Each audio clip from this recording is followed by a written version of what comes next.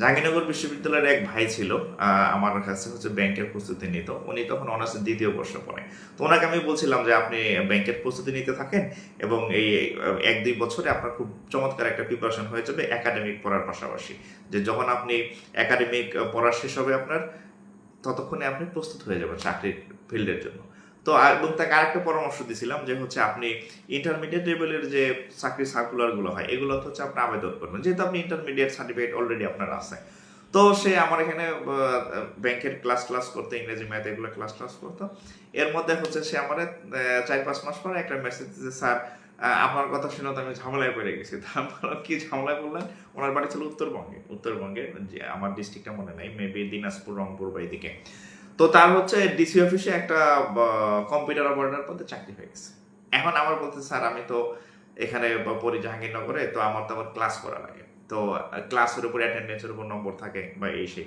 তো এখন আমি চাকরি করবো না ক্লাস করবো? তো তখন তাহলে আমি একটা পরামর্শ দিলাম যে তাহলে আপনি এক কাজ করেন, আপনি আপনার ডিপার্টমেন্টে গিয়ে চেয়ারম্যান স্যারকে বলেন যে আমার আর্থিক অবস্থা খুব খারাপ, আমার যদি এই চাকরি না হয় তাহলে আমার লেখাপড়া বন্ধ হয়ে যাবে, সো আমাকে একটু অ্যাটেন্ডেন্সের বিষয়টা যদি একটু ছাড় দেন বা একটু কনসিডার করেন, তাহলে আমার চাকরিটা আমি পাশাপাশি করতে পারতেছি, প্লাস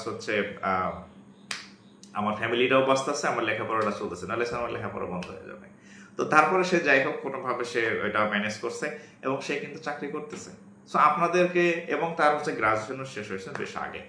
তো আপনাদেরকেও বলবো যে যারা অনার্স এখন পড়েন দ্বিতীয় বর্ষ বা তৃতীয় বর্ষে, আপনারা এখন থেকে চাকরির প্রস্তুতি শুরু করবেন এবং ইন্টারমিডিয়েট পাস যেগুলা সার্কুলার হয় সেই সার্কুলারগুলোতে আপনি আবেদন করবেন।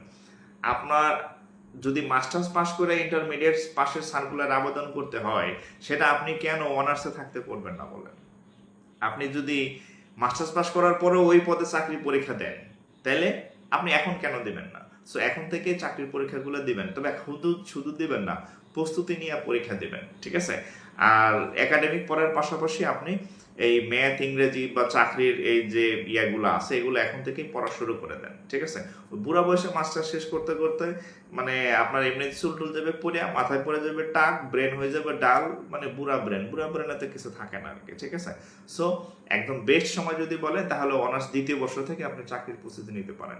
যদি কোনো কারণে দ্বিতীয় বর্ষ আপনি শুরু করতে না পারেন, থার্ড ইয়ার, যদি থার্ড ইয়ারও আপনার না হয়ে থাকে যে অলরেডি আমি থার্ড ইয়ার পার করে ফেলছি, তাহলে ফোর্থ ইয়ারে করেন। আর যদি ফোর্থ ইয়ারে আপনি না করেন তাহলে আপনি রিস্কে আসেন, ঠিক আছে? হ্যাঁ, অনেকে আছে অনার্স